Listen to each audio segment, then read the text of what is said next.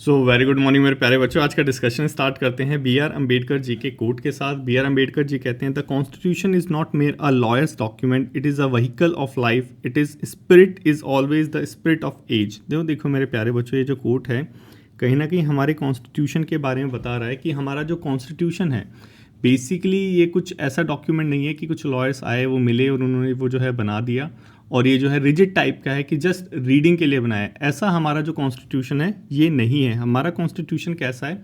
हमारा कॉन्स्टिट्यूशन एक living document है। क्या है? एक लिविंग डॉक्यूमेंट है। आपने जब लक्ष्मीकांत पढ़ी होगी तो वहाँ पे भी ये वर्ड लिखा रहता है, it is a living document.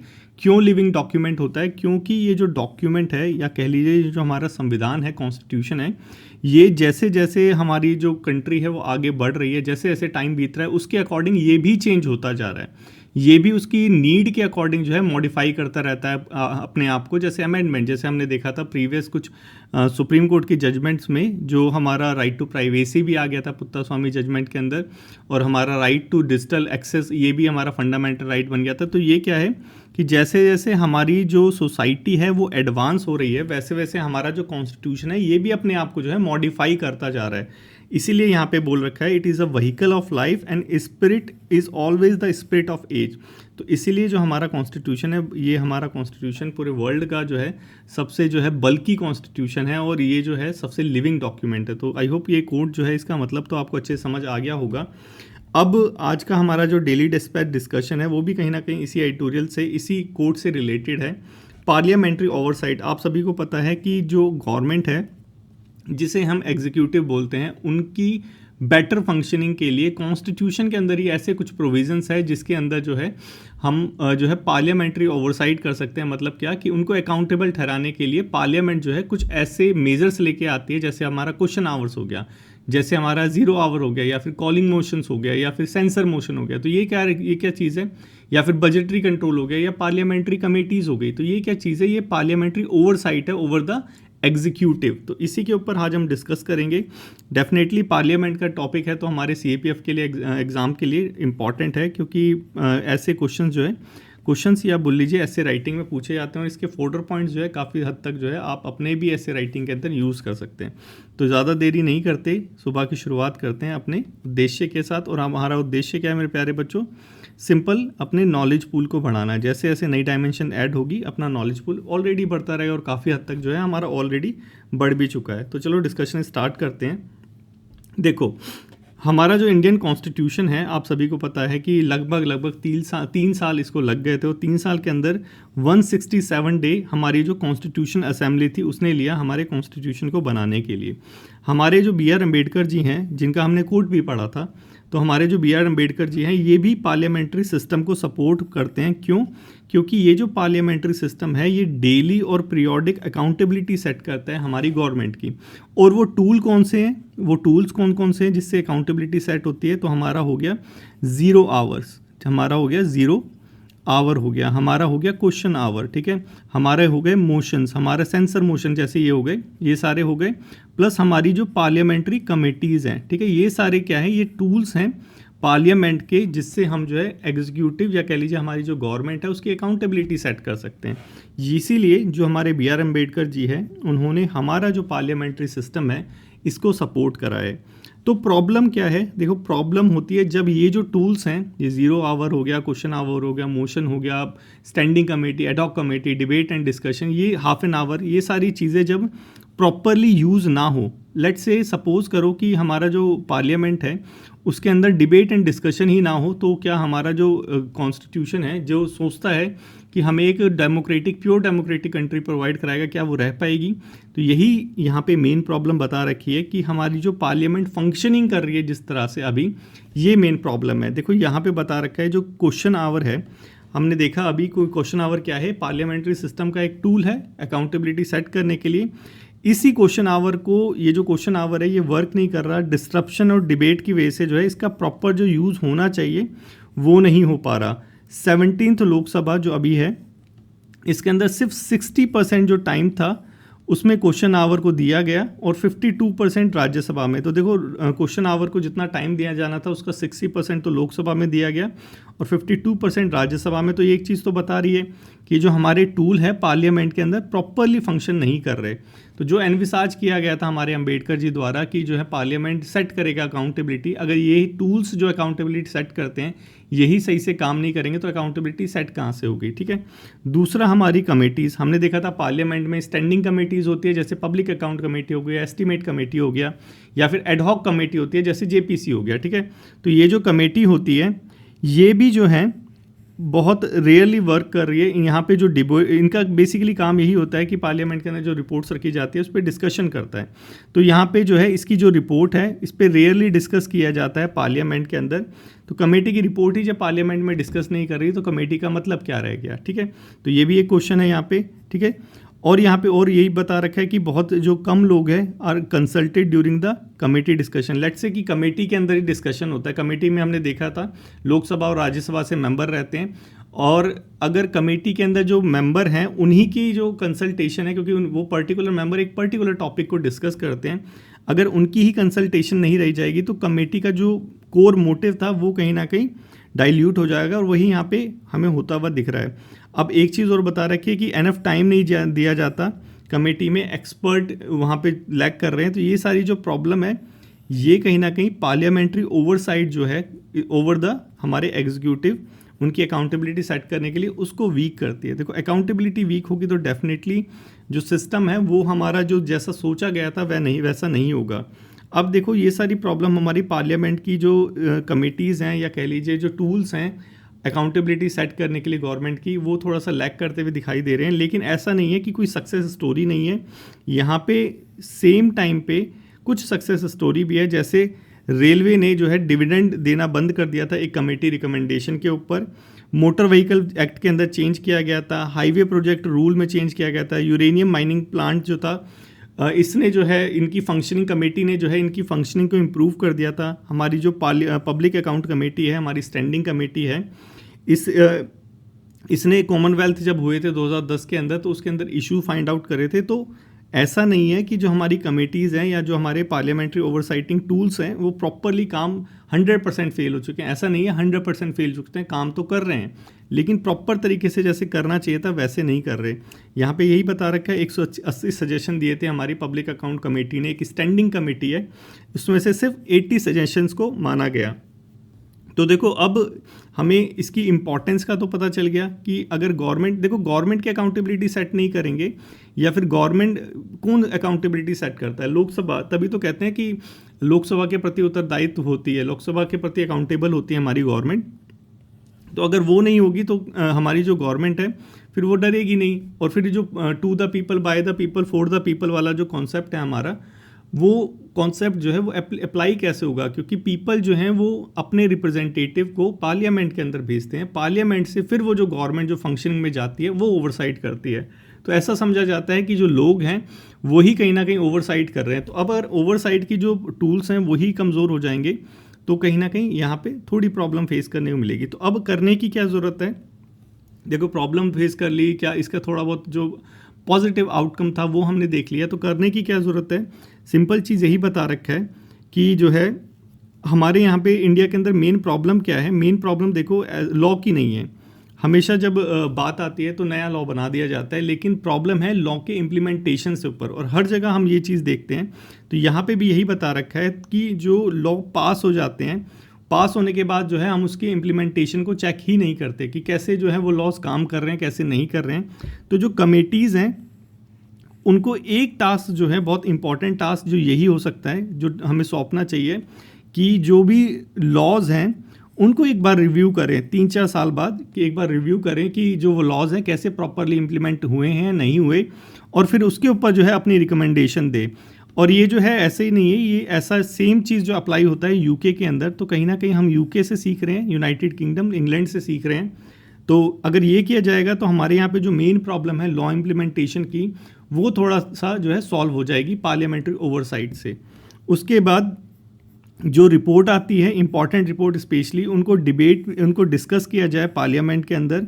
और जो मिनिस्टर्स हैं, मिनिस्टर्स कौन है, मिनिस्टर्स हैं हमारे एग्जीक्यूटिव, उनको रिस्पॉन्ड करना ही पड़ेगा जो पार्लियामेंट क्वेश्चन पूछती है, ठीक है। उसके बाद नेक्स्ट यहाँ पे ये बता रखा है कि जो रिपोर्ट्स हैं क्योंकि हमें पता है कि इतनी ज़्यादा जो है लीगल नॉलेज जो होती है हमारे जो पॉलिसी मेकर्स होते हैं उनको, तो जब वो कुछ बनाते हैं तो वो ऐसी लैंग्वेज का यूज़ करते हैं कि जो इंडिविजुअल है वो समझ ही ना पाए उस रिपोर्ट को। तो यहाँ पे यही सेकंड सजेशन लास्ट यही दे रखा है, सेकंड लास्ट, कि जो है लोकल लैंग्वेज और वीडियोस के थ्रू जो है उसको थोड़ा सा इजी बनाया जाए, जो रिपोर्ट्स वगैरह होती है, ताकि वो इजीली समझ सके हमारे लोकल लोग भी। और कमेटीज़ के अंदर हमने देखा था एक्सपर्ट वगैरह की कमी होती है, क्योंकि कमेटीज़ के अंदर बेसिकली जो है नॉलेज पूल तो रहता है डिफरेंट डाइवर्स का, लेकिन एक्सपर्ट और रिसर्चर जो होते हैं उनका भी इम्प्लीमेंटेशन करना चाहिए कमेटी के अंदर, ताकि जो है बेटर आउटकम निकल पाए। तो ये कुछ करने की ज़रूरत है, अगर ये करेंगे तो डेफिनेटली जो है पार्लियामेंट्री जो ओवरसाइट है वो थोड़ी सी इंप्रूव होगी, फंक्शनिंग गवर्नमेंट की इंप्रूव होगी, और जो लोगों को वेलफेयर मिलना चाहिए प्रॉपर तरीके से वो मिल पाएगा। अब यहाँ पे एक चीज़ बहुत अच्छे से बता रखी कि टेक्नोलॉजी का भी यूज़ करना चाहिए। देखो जैसे जैसे टेक्नोलॉजी स्पेशली एआई, ठीक है, जैसे जैसे टेक्नोलॉजी स्पेशली एआई जैसे जैसे आगे बढ़ रहा है, वैसे वैसे हमें और चीज़ों को भी इम्प्लीमेंट करने की ज़रूरत है। जैसे यहाँ पे बता रखा है कि जो हमारे एमपीज़ होते हैं, कई बार ऐसा होता है कि जो कॉम्प्लेक्स पॉलिसी के जो टेक्स्ट होते हैं वो समझ नहीं पाते, बजट का जो डेटा होता है उसको कॉम्प्रहेंड नहीं कर पाते, समझ नहीं पाते। तो यहाँ पे एआई का यूज़ करना चाहिए, आर्टिफिशियल इंटेलिजेंस का यूज़ करना चाहिए हमारे एमपीज़ को वो सारी चीज़ें बहुत ही ईजी वे में समझाने के लिए, ताकि जो अगर हमारे एमपीज़ जो हैं उस पॉलिसी को समझ पाएंगे, उस डेटा को जो है इंस्टिल कर पाएंगे, डिस्टिल उन पे से इंफॉर्मेशन कर पाएंगे, तभी तो जो है वो गवर्नमेंट पे क्वेश्चन करेंगे। तो यही सारी चीज़ यहाँ पे बता रखे। आई होप आपको समझ आ गया होगा कि जो है एआई का यूज़ अगर हम अपनी पार्लियामेंट की फंक्शनिंग के अंदर करते हैं, स्पेशली उन पॉलिसीज़ को, उन टेक्स्ट को जो बहुत कॉम्प्लेक्स नेचर के हैं उनको सिंप्लीफाई बनाने के लिए, तो यहाँ पे हम एमपीज़ को एम्पावर करके कहीं ना कहीं उनकी ओवरसाइट को एम्पावर कर सकते हैं। ये यहाँ पे एक चीज़ बता रखी है। और यहाँ पे KR नारायण जी जो हैं उन्होंने भी अपनी यही बोला है कि जो कमेटीज़ होती हैं, पार्लियामेंट्री कमेटीज़ की यहाँ पे बात हो रखी है, वो हमारी जो फंक्शनिंग होती है, गवर्नेंस होता है बेसिकली, उसको इम्प्रूव करने के लिए होती है, ना कि उसको अटैक करने के लिए। तो यही चीज़ है कि अगर जो है हम पार्लियामेंट्री ओवरसाइट को बढ़ा देंगे तो जो हमारी गवर्नमेंट है मोर ट्रांसपेरेंट होगी, रिस्पॉन्सिबल होगी और पीपल फोकस्ड होगी।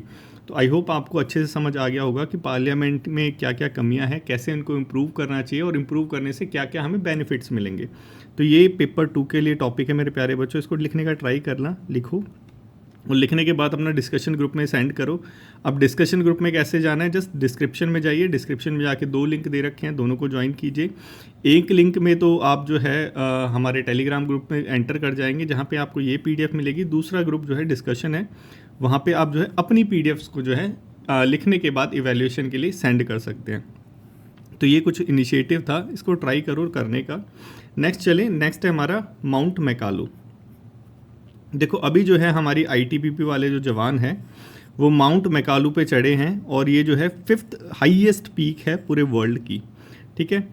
ये जो था ये इंटरनेशनल माउंटेनियरिंग एक्सपेडिशन था माउंट मैकालू का, और माउंट अनंतपुरा का कहाँ पे है, दोनों ही हमारी नेपाल के अंदर है। तो इसके ऊपर ये चढ़े हैं, और हिस्टोरिक ट्विन सबमिट अटैम्प्ट है ये हमारा, और फर्स्ट टाइम ITBP ने ये अटैम्प्ट करा, और एक तरह से माइलस्टोन ही है। इसको लीड करा था अनूप कुमार नेगी, डिप्टी कमांडेंट है उन्होंने। तो ये थोड़ा सा इम्पॉर्टेंट तो है ही, क्योंकि पूछ सकते हैं यहाँ पे, एक तो इस एक्सपेडिशन के बारे में भी पूछ सकते हैं, और ये जो हमारा माउंट मैकाले है, मैकालू जो है, इसके बारे में पूछ सकते हैं। तो थोड़ा सा देख लेते हैं। हाईएस्ट माउंटेन पीक, देखो पूरे प्लैनेट के ऊपर अब अगर देखें तो सोलर सिस्टम के अंदर कि कहाँ पे सबसे जो है हाईएस्ट माउंटेन पीक है, वो है हमारी ओलंपस मोन्स में। ओलंपस मोन्स कहाँ पे है, मार्स के अंदर। और हाईएस्ट वोल्केनो, एक्टिव वोल्केनो हमारे सोलर सिस्टम में भी यही है, ओलंपस मून, ठीक है। ओलंपस मून हाईएस्ट पीक भी है, हाईएस्ट वोल्केनो भी है, कहाँ पे है, मार्स के अंदर, ठीक है। अब इंडिया के अंदर आ जाते हैं, इंडिया के मतलब हमारे धरती के ऊपर आ जाते हैं, वर्ल्ड के ऊपर, ठीक है। Highest mountain of each continent दे रखी है, धीरे धीरे करके थोड़ा सा पढ़ लेना इसको। जैसे सबसे फर्स्ट पे है हमारी माउंट एवरेस्ट, कहाँ पे है इसकी लोकेशन थोड़ा पता करना आप। और माउंट 2K2 हमारे इंडिया का, एवरेस्ट नेपाल का, कंचनजंगा हो गया। उसके बाद हमारा लौत्से हो गया, मकालू हो गया, ये जो अभी देखा था। फिर ये 3, 4, 6, 7 तक याद रख लेना, तो थोड़ा थोड़ा देख लेना इसको, बस इतना ही करना है और ज़्यादा इसमें नहीं करना। उसके बाद ये कॉन्टिनेंटल वाइज दे रखी है, तो इसको भी थोड़ा सा देख लेना कि कौन कौन से कॉन्टिनेंट में कौन कौन सी हाईएस्ट पीक है, यहाँ से भी क्वेश्चन आ जाते हैं। चलें नेक्स्ट चलें। नेक्स्ट है हमारा ये वाला क्वेश्चन, इस क्वेश्चन को अटैम्प्ट करने की कोशिश करना, इजी है, अटैम्प्ट करके कमेंट बॉक्स में कमेंट करो, देखो आता है या नहीं आता। नेक्स्ट है हमारा ब्रेन कंप्यूटर इंटरफेस। देखो अभी जो है हमारे एक रिसर्चर हैं निखिलेश नटराज जो है, ये जो है इन्होंने अभी एक कंप्यूटर ब्रेन कंप्यूटर BCI जो है ब्रेन कंप्यूटर इंटरफेस इसको डेवलप किया है। इससे होगा क्या कि जितने भी जो हमारे लिए पैरालाइज है या डिफरेंटली एबल्ड जो पर्सन है वो अपने रोबोटिक आर्म्स को कंट्रोल कर पाएंगे सिर्फ थॉट की मदद से। जैसे हम जो है अपने आर्म्स को, मेरा हाथ ऊपर करने का मन हुआ तो सिर्फ मेरे थॉट्स आए, उससे मैंने कंट्रोल करा, तो वैसे ही रोबोटिक आर्म जो आर्टिफिशियल आर्म होती है उसको अपने थॉट से कंट्रोल कर पाएंगे। ये चीज़ डेवलप करी है इन्होंने, ठीक है। और 7 महीने तक चलेगा इसका, ये बैटरी लाइफ जो होगी बेसिकली 7 महीने तक होगी इसकी। अब न्यूरॉन्स के बारे में थोड़ा पढ़ लेते हैं क्योंकि सारा न्यूरॉन्स का ही खेल है। न्यूरॉन्स होते क्या हैं, देखो ये होते हैं न्यूरॉन्स, इसमें 3 चीज़ें होती हैं, न्यूक्लियस, ये रहा हमारा न्यूक्लियस, ये डेंड्रियाटिस हो गया और ये हमारा एक्सॉन हो गया, ठीक है। इन 3 पॉइंट को याद रखना, इसके अंदर क्या क्या चीज़ें होती हैं। अब ये जो हमारा न्यूरॉन होता है ये हमारा जो ब्रेन होता है बेसिकली, यहाँ पे मिलियंस ऑफ सेल्स होते हैं और इन्हीं सेल को हम क्या कहते हैं, न्यूरॉन, ठीक है। ये न्यूरॉन क्या है, एक सेल है, सेल का टाइप है बेसिकली, ये पढ़ाई होगा हमारी साइंस के अंदर, ठीक है।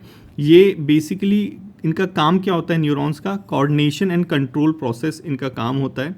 ये बेसिकली जो इन्फॉर्मेशन वगैरह होती है ये एक जगह से दूसरी जगह हमारे ब्रेन में पहुंचाते हैं, ठीक है। ये केमिकल और इलेक्ट्रिक सिग्नल्स का यूज़ करते हैं इन सब ट्रांसमिशन के लिए, ठीक है, इतना भी याद रखना। Neurons can also receive these signal via root light extension dendrites, ठीक है। इससे ये जो डेंड्रियाटिस दिख रहा है आपको, इससे रिसीव करते हैं हमारे ये जो सिग्नल्स होते हैं वो। अब ये जो न्यूरॉन्स होते हैं इसके भी काइंड्स होते हैं, सेंसरी न्यूरॉन्स होते हैं, मोटर न्यूरॉन्स होते हैं और इंटर न्यूरॉन्स होते हैं, ठीक है। सेंसरी जो सेंस हम कर लेते हैं, जैसे यहाँ पे बता भी रखा है, जो हमारे ईयर हो गए, हमारी आइज़ हो गई, ये जो सेंस करते हैं ये सेंसरी न्यूरॉन्स हैं। मोटर न्यूरॉन्स वही अपनी मसल मूवमेंट, वॉकिंग, टॉकिंग, ये सारी चीज़ किससे होती है, मोटर न्यूरॉन से। बाकी हमारे इंटर न्यूरॉन्स होते हैं जो सेंस वगैरह को भेजने के लिए यूज़ होते हैं, ठीक है। अब इसके भी टाइप्स होते हैं, मल्टीपोलर होता है, यूनिपोलर होता है और बाईपोलर होता है। तो इतना थोड़ा सा याद रखना पड़ेगा कि न्यूरॉन्स के क्या क्या चीज़ें होती हैं, वो सारी चीज़ें। ये क्वेश्चन नंबर 2 है, इसको ट्राई करो अटैम्प्ट करने का, ये थोड़ा सा अच्छा बना रखा है, इसका आंसर देने की कोशिश करना, देखो तुम्हें आता है नहीं आता, ये वाला इंपॉर्टेंट है। नेक्स्ट है हमारा हल 096। देखो अभी जो है ये आपको सभी को पता है ग्रीन हो रहे हैं सारे, ग्रीन एनर्जी आ रही है सारी इलेक्ट्रिक वाली। तो अभी वर्ल्ड का लार्जेस्ट जो इलेक्ट्रिक पावर शिफ्ट है उसको लॉन्च किया गया है, ऑस्ट्रेलिया ने लॉन्च किया है। नाम क्या है, हल 096। तो इतना ही बस यहाँ पे था, इससे ज़्यादा नहीं है। पैसेंजर कैपेसिटी को इतना ज़्यादा याद रखने की ज़रूरत नहीं है, 2100 लोग आ सकते हैं, काफ़ी बड़ा है। तो ये हो गया हमारा क्वेश्चन नंबर 3, इसको भी अटैम्प्ट करने की, ठीक है। देखो अभी तो सारे लोग अटैम्प्ट कर ही लेंगे, लेकिन अटैम्प्ट करना टफ हो जाता है कल या फिर एक वीक बाद हमारे माइंड से जो है बहुत सारी चीज़ें निकल जाती हैं। तो इसीलिए हमने ये जो है कल के क्वेश्चंस को डिस्कस करना चालू किया था। तो यही मैं कहूँगा कि इसका जो है थोड़ा सा ट्राई करा करो, जब संडे हो तो संडे को पूरे वीक के जो है एक बार रिवाइज़ कर लो, बहुत क्विकली, बहुत फास्टली, क्योंकि इन्हीं में से क्वेश्चन आने हैं और सारी चीज़ें हमारे न्यूज़पेपर से ही है। और न्यूज़पेपर आपको पता ही है कितना इंपॉर्टेंट रोल प्ले करता है हमारी सक्सेस के अंदर, ठीक है। तो क्वेश्चन कल के थोड़े से देख लेते हैं। NHRC इनमें से पूछ रखा है, कौन सा है NHRC के बारे में ट्रू नहीं है। स्टैट्यूटरी बॉडी है, डेफिनेटली है। पावर टू प्रोसिक्यूट इंडिविजुअल, देखो प्रोसिक्यूशन की पावर तो NHRC के पास नहीं है, ये सिर्फ जो है वो रिकमेंड कर सकता है, और प्रोसिक्यूशन तो हमारी वही करती है, कोर्ट वगैरह करती है या हमारी एग्जीक्यूटिव्स करते हैं। NHRC कैन इंक्वायर वियोलेशन, बिल्कुल कर सकता है। कैन रिकमेंडेशन, बिल्कुल रिकमेंड दे सकता है, लेकिन प्रोसिक्यूट नहीं कर सकता। इसका आंसर बी हो गया, ठीक है।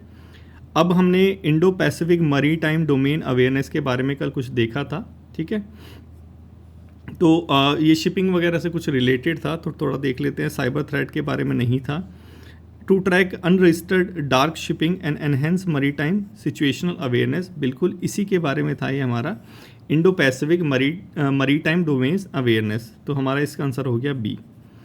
सी चलें, व्हाट इज़ अ की feature of the US Ukraine reconstruction investment fund. देखो हमने देखा था कि स्ट्रेटेजिक पार्टनरशिप मतलब की दोस्ती हो गई है दोनों के बीच में। अब इसका जो है रिसोर्स ये एक्सट्रैक्ट करेगा US से, ठीक है। तो जो फंड है यहाँ पे ये सोनली US से मैनेज करेगा नहीं, हमने देखा था दोनों लोग मैनेज करेंगे। Ukraine will contribute 50% of his mineral resources to the US treasury. देखो 50% दे देगा तो उसके पास क्या रहेगा, नहीं। यूक्रेन विल री इन्वेस्ट 50% ऑफ फ्यूचर रिवेन्यू, ये चीज़ थी सी आंसर है इसका, कि 50% जो उसका रिवेन्यू है वो री इन्वेस्ट करेगा, ये देखी थी हमने। Fund is to recreate the support of US military के लिए, वैसे ही यूक्रेन जो है उसकी हालत ख़राब है, वो यूएस मिलिट्री के लिए क्यों सपोर्ट करेगा, ठीक है। तो सी यहाँ पे इसका आंसर हो गया। तो थोड़ा सा क्वेश्चन को ऐसे देखना होता है। एक और रह गया, चलो। हाँ, ये इकोनॉमी वाला देखा था हमने, ऑरेंज इकोनॉमी, हमारी ऑरेंज इकोनॉमी थी, ये जो एंटरटेनमेंट वाली जो इंडस्ट्री है, टिकटॉक ये वाली थी। क्रिएटिव कल्चर, हाँ जो भी बोल लो इसको, ए आंसर ये है। ब्लू इकोनॉमी हमारी ओशन इकोनॉमी थी, ओशन इकोनॉमी ही है, ठीक है। ग्रीन इकोनॉमी हमारी जो है रिन्यूएबल एनर्जी वाली थी, रिडक्शन ऑफ कार्बन यही है। डिजिटल इकोनॉमी हमारी तो डिजिटल ही है, डिजिटल टेक्नोलॉजी। तो ए का ए, बी का बी, सी का सी, आंसर हो गया इसका बी, ठीक है। तो ऐसे ही करना होता है कुछ।